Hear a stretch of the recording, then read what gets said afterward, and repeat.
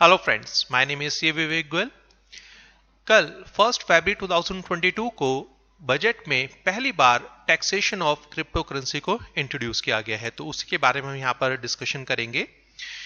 Finance bill 2022 के through introduce किया गया है एक नया section under income tax act, that is section 115 BBH, जिसमें taxation of crypto currency and non fungible tokens के टैक्सेशन को कवर किया गया है। देखिए, सबसे पहले तो यहां पर समझिए ये एप्लीकेबल कब से होगा। अगर आप एक इन्वेस्टर हैं या आप एक ट्रेडर हैं, अगर आप crypto currency for example bitcoin में इन्वेस्ट करते हैं या आप उसमें ट्रेडिंग करते हैं, तो 31 मार्च 2022 तक किसी भी तरह की ट्रांजैक्शन पर यह सेक्शन एप्लीकेबल नहीं होगा। 1 अप्रैल 2022 से जो भी आप सेल करेंगे उस पर होने वाले प्रॉफिट पर टैक्स आपको पे करना पड़ेगा। और अगर आप एक स्टूडेंट हैं तो ध्यान रखिएगा, असेसमेंट ईयर 2023-24 मतलब 2023 कैलेंडर ईयर में जो एग्जाम्स होंगे या उसके बाद होंगे, वहां पर यह सेक्शन आपके लिए इंट्रोड्यूस होगा। पहली बात तो समझिएगा, फाइनेंस बिल में क्रिप्टो करेंसी वर्ड यूज नहीं किया गया है, वहां पर वर्ड यूज किया गया है वर्चुअल डिजिटल एसेट। देखिए, क्रिप्टो करेंसी अकेला पड़ जाता है। लॉ मेकर ने यहां पर स्कोप रखा है कि किसी भी तरह की करेंसी या एनएफटीज या फ्यूचर में अगर किसी तरह की कोई डिजिटल एसेट है जिसको टैक्स नेट में लाने की जरूरत पड़ सकती है, उसे हम शामिल कर सके, तो वर्ड यूज किया गया है वर्चुअल डिजिटल एसेट। आम भाषा में आप उसे क्रिप्टो करेंसी या एनएफटीज कह सकते हैं। ठीक है। टैक्स प्रोविजन, टैक्स प्रोविजन तो यहां पर 4 इंपॉर्टेंट पॉइंट हैं जो आपको ध्यान रखने हैं, और अगर आप इसमें ट्रेडिंग करते हैं, इन्वेस्टमेंट करते हैं, तो आपके लिए समझना बहुत जरूरी है। टैक्स रेट, देखिए टैक्स रेट ये तो आपको कल ही पता लग गया था। ठीक है, बहुत हाईलाइट किया जा रहा था। जो टैक्स रेट है वो 30% है। जी हाँ, जो क्रिप्टो करेंसी एनएफटीज की प्रॉफिट पर टैक्स लगेगा वो 30% लगेगा। बट याद रखिएगा, टैक्स के साथ surcharge and health and education cess आप अवॉइड नहीं कर सकते। इंडिविजुअल के केस में अगर इनकम 50 लाख को एक्सीड कर जाती है तो 10% का सरचार्ज लगता है। ये रेट 10%, 15%, 25%, 30%, 37% कुछ भी हो सकता है, डिपेंडिंग आपकी टोटल इनकम कितनी है। और एक लगता है आपका हेल्थ एंड एजुकेशन सेस जो फिक्स होता है 4%। तो ये 30% का बेसिक रेट है। इसके ऊपर सरचार्ज अगर आपके ऊपर एप्लीकेबल है, plus health and education cess आपको पे करना पड़ेगा। नो एग्जम्पशन लिमिट, देखिए ये बहुत इंपॉर्टेंट पॉइंट है। No exemption limit in case of individual exemption limit होती है 2,50,000 अगर 60 ईयर्स से कम की एज है। तो अगर आप 2,50,000 रुपए के अंदर इनकम अर्न करते हैं, आपको टैक्स पे नहीं करना पड़ता। बट ये जो प्रोविजन बनाया गया है इसके लिए किसी तरह की कोई एग्जम्पशन लिमिट नहीं है। तो अगर आप 1 लाख रुपए अर्न करते हैं, मान लीजिए आप एक स्टूडेंट है, क्योंकि आज की डेट में जो क्रिप्टो करेंसी में है 18 से 24 ईयर्स के जो यंग जनरेशन है वो सबसे ज्यादा इन्वेस्ट कर रही है। तो अगर आप एक स्टूडेंट हैं और आपकी कोई अदर इनकम नहीं है, पॉकेट मनी मिलती है, वो आप इन्वेस्ट करते हैं, ठीक है, या पार्ट टाइम काम करते हैं, आप इन्वेस्ट करते हैं, और आप यहां से क्रिप्टो करेंसी से प्रॉफिट अर्न कर लेते हैं, फॉर एग्जांपल 1 लाख रुपए, 1 लाख रुपए which is less than exemption limit of 2,50,000 rupees, still आपको उस पर 30% टैक्स पे करना पड़ेगा। There is no exemption limit at present. इस तरह का कोई प्रोविजन नहीं रखा गया है, तो इसको ध्यान रखिएगा। सेकेंड, इनकम कैसे कैलकुलेट करेंगे? देखिए बड़ा सिंपल है। सेल कंसिडरेशन जितने में आपने क्रिप्टो करेंसी को बेचा, माइनस करना है उसमें से परचेज प्राइस जितने में आपने क्रिप्टो करेंसी को परचेज किया था। That's it. किसी भी तरह का अगर आपने कोई एक्सपेंडिचर क्रिप्टो करेंसी की सेल परचेज पर स्पेंड किया है, उसके आप डिडक्शन नहीं ले सकते। अब आपके माइंड में आ रहा होगा कौन कौन से खर्चे हो सकते हैं। देखिए यहां पर मोटे मोटे में 3 एक्सपेंडिचर आपको काउंट करवा सकता हूं। नंबर 1, जब आप अपने बैंक अकाउंट से जो एप्लीकेशन है, जिस मोबाइल एप्लीकेशन या वेबसाइट के थ्रू आप क्रिप्टो करेंसी में डील कर रहे हैं, तो जब आप अमाउंट ट्रांसफर करते हैं तो उसमें कुछ ट्रांजैक्शन चार्जेस आपके लगते हैं। तो वो जो ट्रांजैक्शन चार्जेस है दैट इज एक्सपेंडिचर, उसकी आप टैक्स बेनिफिट नहीं ले सकते, उसे आप ना तो कॉस्ट में प्लस कर सकते हैं, ना ही सेल कंसिडरेशन में से माइनस कर सकते हैं। ठीक है। नंबर 2, अगर आपने सेल परचेज पर किसी तरह की कोई कमीशन पे की है, वो आपका एक्सपेंडिचर ट्रीट होगा, उस पर आप बेनिफिट नहीं ले सकते, उसकी आपको डिडक्शन नहीं मिलेगी। एंड नंबर 3, बहुत बार ऐसा होता है कि आप लोन बोरो करते हैं और इन्वेस्टमेंट करते हैं, जैसे शेयर्स के केस में होता है या प्रॉपर्टी के केस में होता है। आपने लोन बोरो किया, उस पर आप इंटरेस्ट पे कर रहे हैं और फिर उसे आप इन्वेस्ट कर देते हैं। तो अगर आपने क्रिप्टो करेंसी में इन्वेस्टमेंट के लिए किसी फ्रेंड से या बैंक से XYZ कहीं से भी आपने लोन बोरो किया, उस लोन पर जो आप इंटरेस्ट पे कर रहे हैं, ठीक है, ये इंटरेस्ट पे कर रहे हैं, इस इंटरेस्ट की आप डिडक्शन क्लेम नहीं कर सकते। तो इन शॉर्ट, आपने जो क्रिप्टो करेंसी की सेल की है उसमें से परचेज अमाउंट को माइनस कर देंगे और ये होगा आपका टैक्सेबल अमाउंट, जिस पर आपको 30% का टैक्स पे करना पड़ेगा। नेक्स्ट, सेट ऑफ लॉस, ये बहुत इंपॉर्टेंट है। It is not allowed.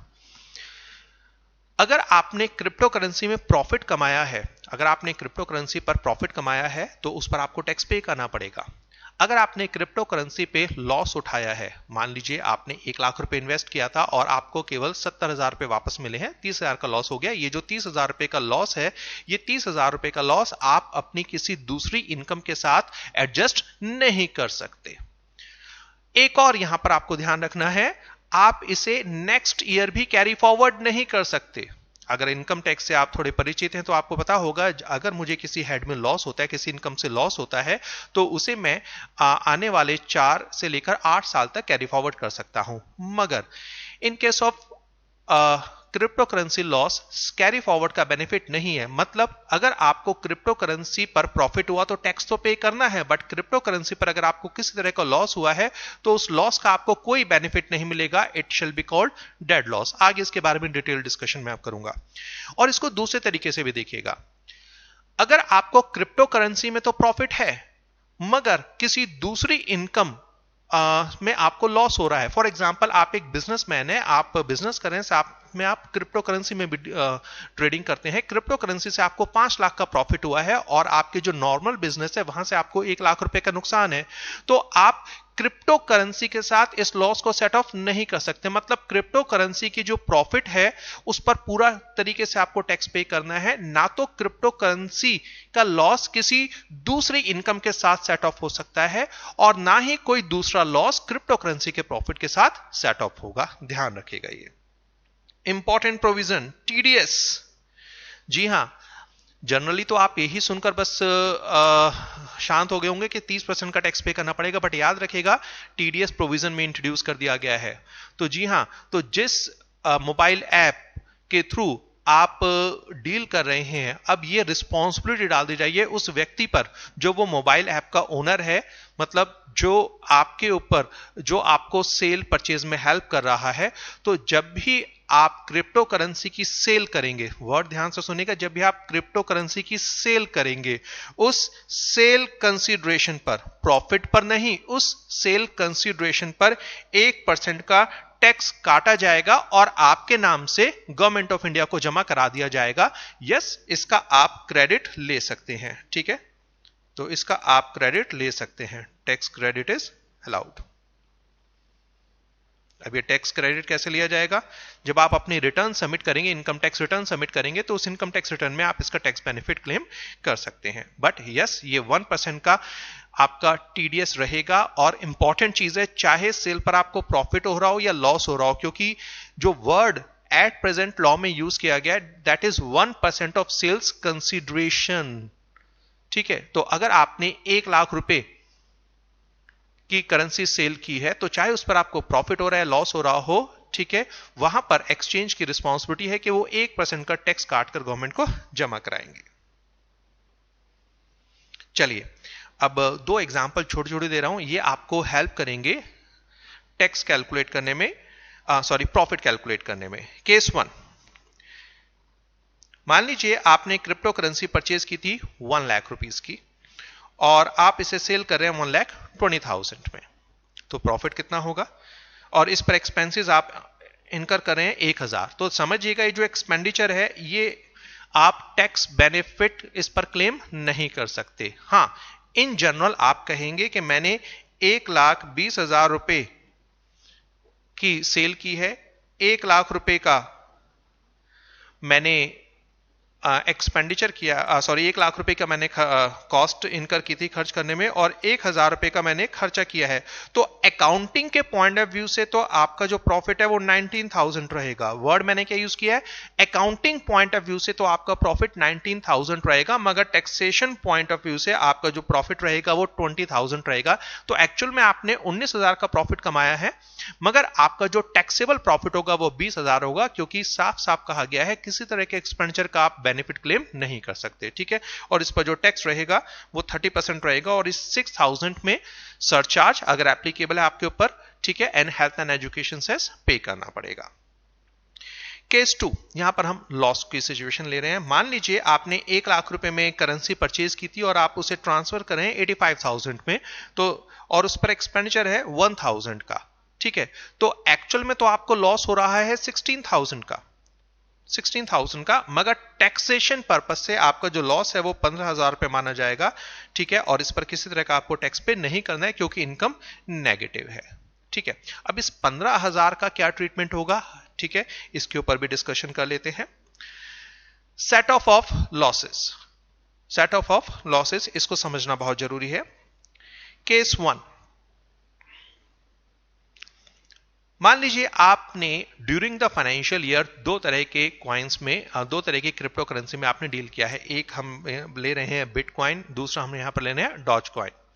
Case 1, आपने बिटकॉइन से 1 लाख रुपए का प्रॉफिट अर्न किया, मगर डॉज कॉइन में आपको 20,000 का लॉस हो गया। तो समझिएगा, मैं क्रिप्टो करेंसी का लॉस क्रिप्टो करेंसी के प्रॉफिट के साथ तो एडजस्ट कर सकता हूं, बात हो रही थी हम इस लॉस को किसी दूसरे इनकम के साथ एडजस्ट नहीं कर सकते। ठीक है, तो ये आपका एक सिंगल बिजनेस है, तो ओवर द पूरे साल में मैंने कुल मिलाकर 80,000 रुपए का प्रॉफिट कमाया क्रिप्टो करेंसी से। ठीक है, तो हम एक करेंसी का लॉस दूसरी करेंसी, क्रिप्टो करेंसी की यहां पर मैं बात कर रहा हूं, के साथ आप एडजस्ट कर सकते हैं, कोई इश्यू नहीं है।